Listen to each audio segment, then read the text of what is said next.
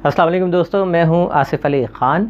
बच्चों को डांटने और मारने के बारे में माइंड साइंस क्या बताती है, आज हम इस मौजू पर बात करेंगे। बच्चों को जब भी वालिदैन डांटते या मारते हैं तो वो दो मकासद उनके जहन में होते हैं।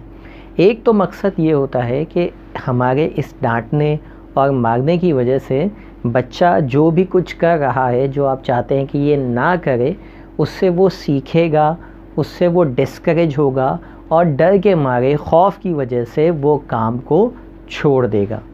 यहाँ तक का एक मकसद होता है।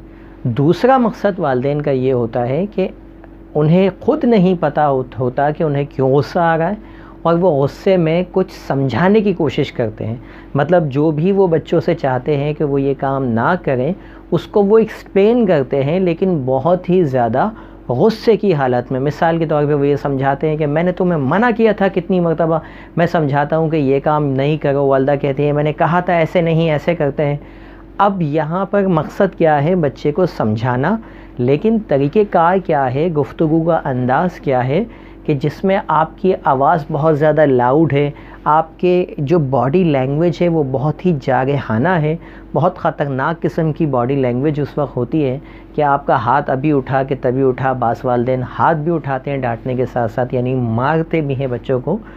और उनका मकसद ये होता है कि इसकी वजह से बच्चे का बिहेवियर तब्दील हो जाएगा, बच्चे में बहुत अच्छी तब्दीली आ जाएगी और हमारा बच्चा सुधर जाएगा, बिल्कुल ठीक हो जाएगा। ये उनके मकासद होते हैं वालिदैन के। या तो सिंपल कोई मकसद ही नहीं होता, अपने जज्बात पे काबू नहीं होता और गुस्से में मारपीट करते हुए दिखाई देते हैं। यहाँ मैं आपको बताऊँगा कि अगर आपको का पहला वाला मकसद है, यानी आपका हदफ ये है कि आप बच्चे के बिहेवियर को आप नहीं चाहते कि वो रिपीट करे, आप नहीं चाहते कि ये दोबारा हमारे सामने या किसी के भी सामने ऐसा काम करे, इसलिए हम डांट कर रहे हैं, तो इससे बेहतर तरीका तो ये होता है कि आप उसे डांटने के बजाय उसको सही तरह से समझाएं। और डांटने के क्या नुकसानात होते हैं, डांटते जब हम बच्चों के हैं तो होता क्या है, दुनिया में इंसान दो खौफ के साथ आता है। यानी बाय डिफ़ॉल्ट हम अपने साथ दो खौफ लेकर आते हैं इस दुनिया में, एक ऊंचाई से गिरने का और एक ऊंची आवाज़ का। इसके अलावा जितने खौफ होते हैं वो हम जो है वो बच्चों में डाल रहे होते हैं। ऊंची आवाज़ का खौफ क्यों है? क्योंकि जब भी ऊंची आवाज़ होगी, इंसान का जो लाशऊर है वो उसके सर्वाइवल के लिए काम करता है। जब भी ऊंची आवाज़ होती है तो हमारे जो 5 हवास होते हैं ये फ्रीज़ हो जाते हैं। यानी हमारा दुनिया से जो कनेक्शन है कम्युनिकेशन का, वो थोड़ी देर के लिए मुअत्तल हो जाता है, इंसान फ्रीज़ हो जाता है और उसके लाशऊर तक अब कोई बात पहुंच नहीं रही होती। यही वो टाइम होता है जब वालिदैन बच्चों को समझाने की कोशिश कर रहे होते हैं, क्योंकि आपकी तेज़ आवाज़ की वजह से उसका कम्युनिकेशन नेटवर्क अब ख़त्म हो चुका है। अब आपकी बात उस तक नहीं पहुंच रही और इस वक्त आप उसको समझाने की कोशिश में लगे हुए होते हैं कि मैंने कहा था ऐसे करो, वैसे करो, वगैरह वगैरह। और इसके बाद जब बच्चा दोबारा वो कभी हरकत करता है तो आप बोलते हैं मैंने उस वक्त भी तुम्हें गुस्सा भी किया था, मारा भी था।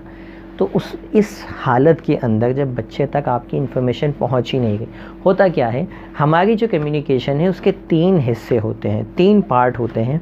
एक हमारी बॉडी लैंग्वेज, जब भी हम बात करते हैं तो 55% यानी 55% जो मैसेज होता है वो हमारी बॉडी लैंग्वेज के थ्रू लोगों तक जाता है। 7% सिर्फ हमारे वर्ड्स कम्युनिकेट करते हैं और 38% हमारी टोन, हमारा लहजा, हमारी आवाज़ ये कम्युनिकेट करती है। अब जब आवाज़ पिच आपकी हाई होगी, आवाज़ देखें, आवाज़ के भी 3 तरीके होते हैं। जब आप, मिसाल के तौर पे मैं आपसे कहता हूँ आप ये काम करेंगे, ये फ्लैट टोन के अंदर मैंने कहा आप ये काम करेंगे, इसी को मैं ऊंची आवाज़ में कहता हूँ आप ये काम करेंगे। तो अब मैंने जब पिच ऊपर की तो सामने वाले के पास यानी आपके पास अब सवाल पहुँचा है, यानी हाँ या ना। ठीक है, आप कह सकते हैं हाँ मैं करूँगा और आप ये कह सकते हैं कि मैं नहीं करूँगा, यानी चॉइस अब आपके पास है, इट्स अप टू यू। लेकिन अगर मैं इसी जुमले को यूँ कहूँ आप ये काम करेंगे, यानी जब मैंने टोन नीचे की तो अब ये टोन क्या बन गई, कमांड बन गई। यानी अब ये ऑर्डर बन गया, हुक्म बन गया। वालिदैन यहाँ पे गलती क्या करते हैं, उन्हें लगता है कि जब वो तेज़ बोलेंगे, ऊंची आवाज़ में पिच हाई करके बोलेंगे तो उनकी बात में ज़्यादा असर होगा, जबकि एक्चुअली कम्युनिकेशन सिस्टम इस तरह से काम करता है। हमारा माइंड जब नीची आवाज़ में, स्लो आवाज़ में कोई पैगाम आता है तो हमारा लाशऊर उसको ज़्यादा इफ़ेक्टिव मानता है, उस पर ज़्यादा रिस्पॉन्ड करता है, उसको हुक्म के तौर पे मानता है, ऑर्डर के तौर पे मानता है। और इसमें जब मैं ये कहता हूँ कि आप ये काम करेंगे, अब आपके पास चॉइस नहीं है हाँ या ना की, अब आपको करना ही करना है।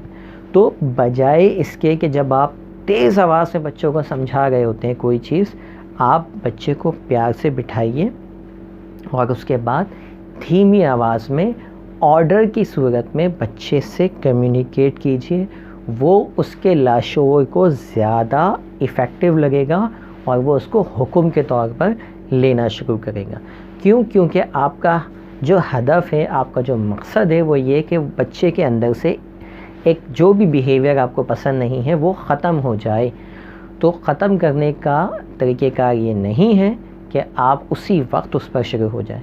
उस वक्त किसी तरह से उसको इग्नोर करें, उसको नाराज़गी का इजहार कीजिए, उसे पता लग जाना चाहिए कि आपको ये बात बुरी लगी है। और उसके बाद कुछ देर के बाद उसको बुलाएं, उसको बिठाएं अकेले में और ऑर्डर वाली टोन में, यानी धीमी आवाज़ के अंदर उससे कम्युनिकेट कीजिए। कम्युनिकेशन के दौरान आपका आई कांटेक्ट उसके साथ बिल्कुल आई टू आई उससे बात करें और आपके चेहरे पे कोई मुस्कुराहट ना हो कि वो आपको अनसीरियस लेना शुरू कर दे। और इसके बाद ऑर्डर बनाते हुए कि आपने ये काम किया, मैंने आपको पहले भी मना किया था, ठीक है।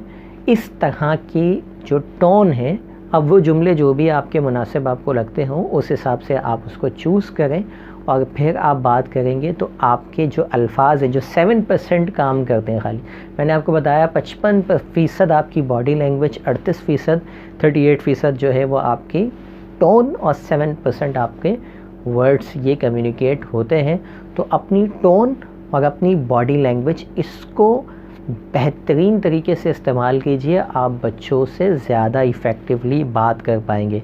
अदरवाइज़ आप अपने आप को सिर्फ बेवकूफ़ बनाते रहेंगे कि आपने डांट दिया, आपने, मुझे आज तक कोई बच्चा दिखा दें जिसको उसके वालिदैन ने डांटा हो, मारा हो, पीटा हो और उसके बाद उसने वो काम ना किया, ठीक है। 99% बच्चे वो काम दोबारा करेंगे। कोई एक आध अल्लाह का बंदा जो है वो शायद सुधर गया हो तो सुधर गया हो।